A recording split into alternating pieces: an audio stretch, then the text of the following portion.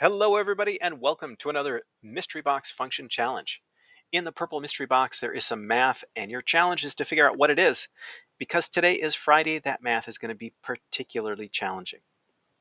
If you'd like to try it out yourself, you can use the link in the description, and when you've got an idea, come on back and see if we get the same thing. All right, let's start with a 0. All right, 0 is 1. How about a 1? Oh, 1 is also 1. How about a 2?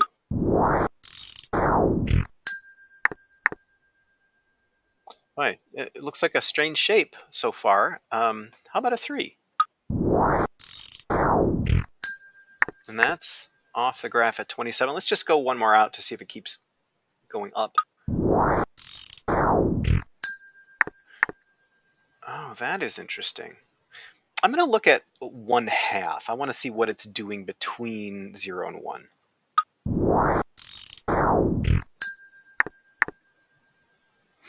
So it takes a little dip down. How about in the negatives? So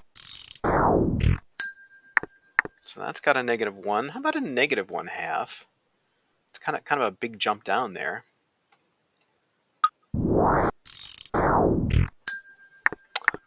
And that's not a number, and that's the kind of error we usually get with a square root. But it seems to be defined at -1. Huh. All right, well, I have a hunch about this one just from looking at these numbers.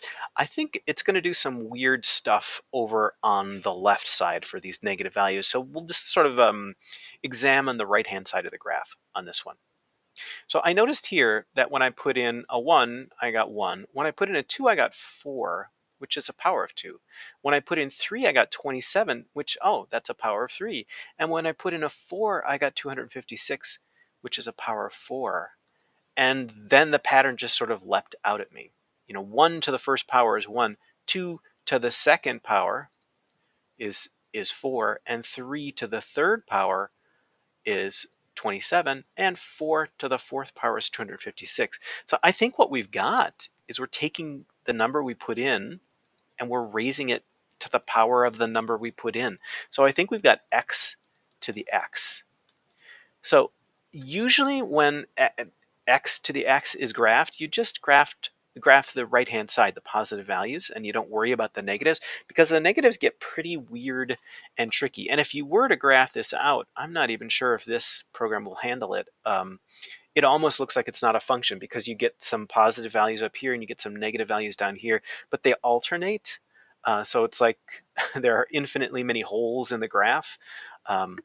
So let's think about actually this one where we got not a value and why that's not defined. And then maybe that'll give you an idea of why a bunch of values aren't defined for this over on the left-hand side of the graph.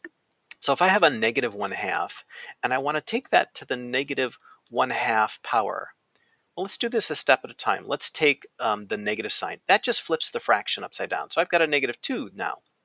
And I want to take that to the 1/2 power. Well, what is the 1/2 power? Well, it's the square root. So this is really taking the square root of -2. That is not defined. So when you get powers like this, where you're taking, a square root or a fourth root or anything like that, all of those are going to be undefined. And as you go out here, you're going to have a bunch of values that are not defined and a bunch of values that are. So this -1 to the -1, well, that's just 1 over -1, and that's still -1. So that's why we got a -1 there. So it does weird stuff on the left. On the right, it's this big accelerating curve. So I think that must be it. It explains all the values we've got here. I'm going to go ahead and take a look. Yeah, we've got x to the x. Let's go ahead and graph it. I'm curious to see if it'll do anything on the left. Yeah, it looks like the graphing routine here just breaks down for what's on the left because there are so many errors.